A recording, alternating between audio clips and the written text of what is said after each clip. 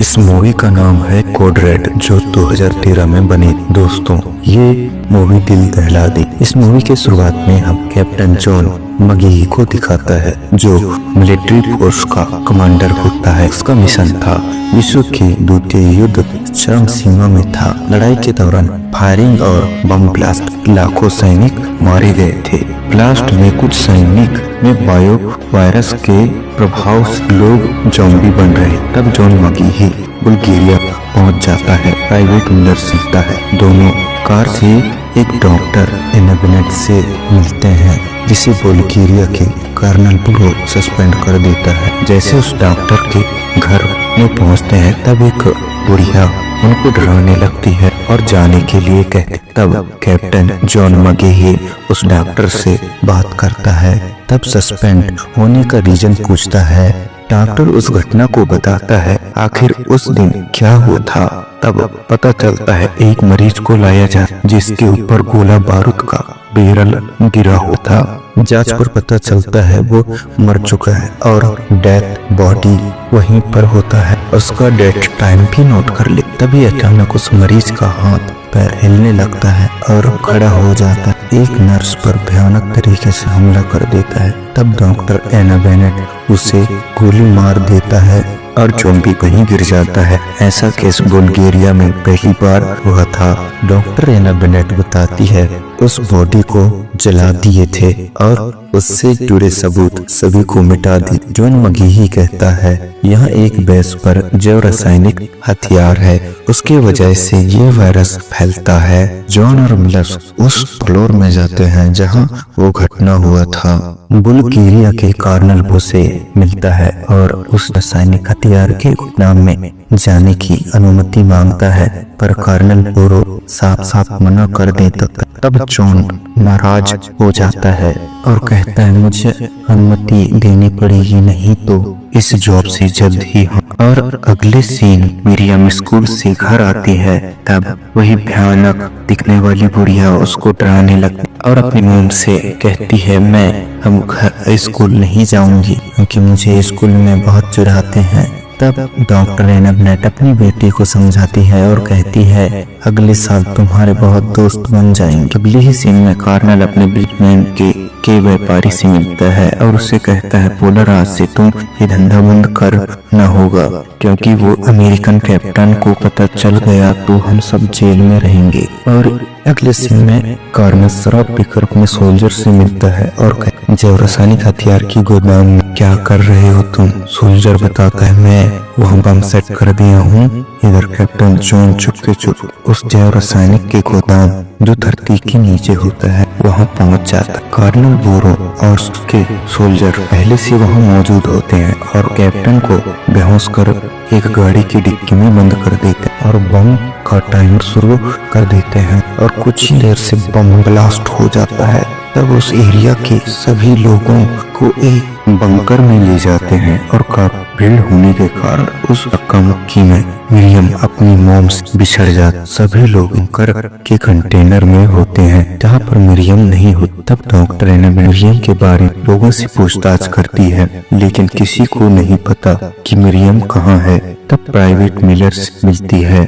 तब मिरियम बताती है मेरी बेटी कहीं खो गई है।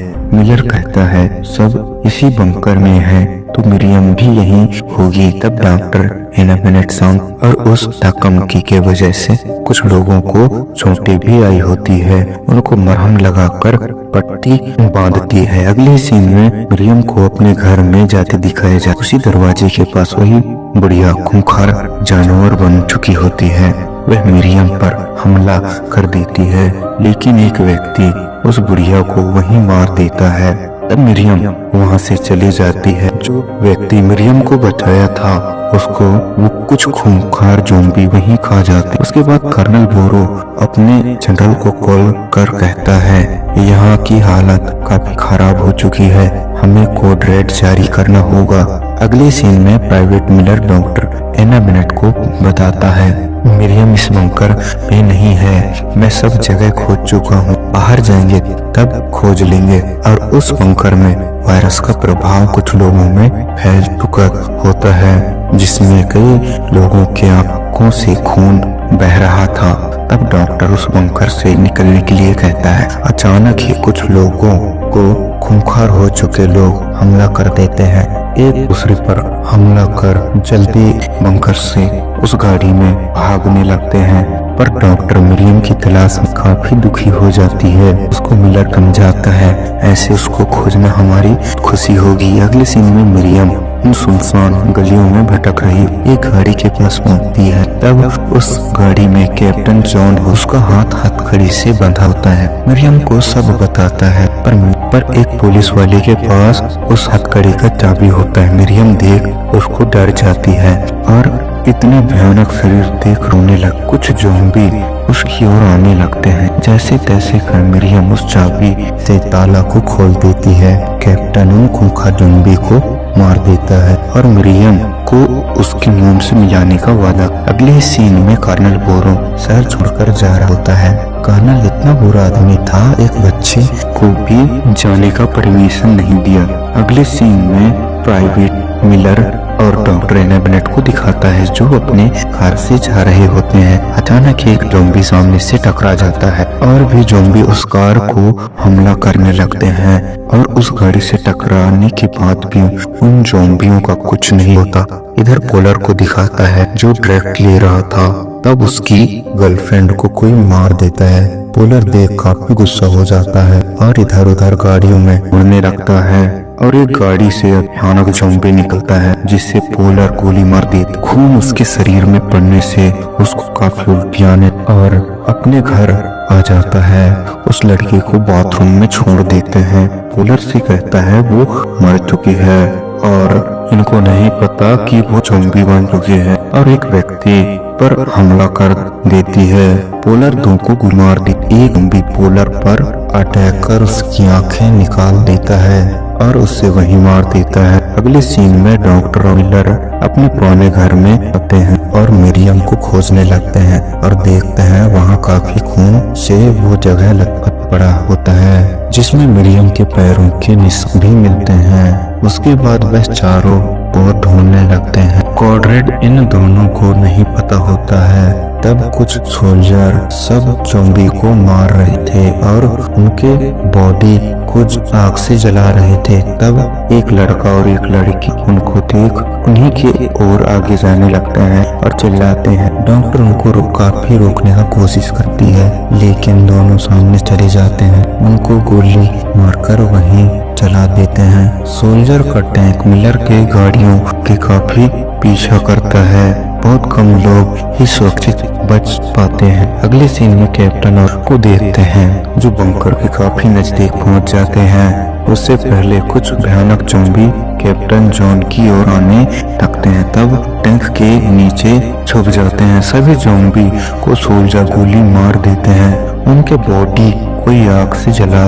नए कर्नल कैप्टन जॉन और मरियम को चले जाने को बोलते हैं। उसके बाद हमें डॉक्टर मिलर को दिखाता है, उनकी गाड़ी खराब हो चुकी है।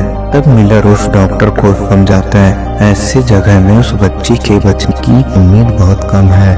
तब डॉक्टर कहती है, अगर जिंदा हुई तो उसको बचा सकते हैं, और गुस्सा होकर जाने लगती है। तब मिलर उसको समझाता है और हमें चलना चाहिए कहता है। इधर बोरो अपने सोकर कोई भी दिखे सबको गोली मार दो।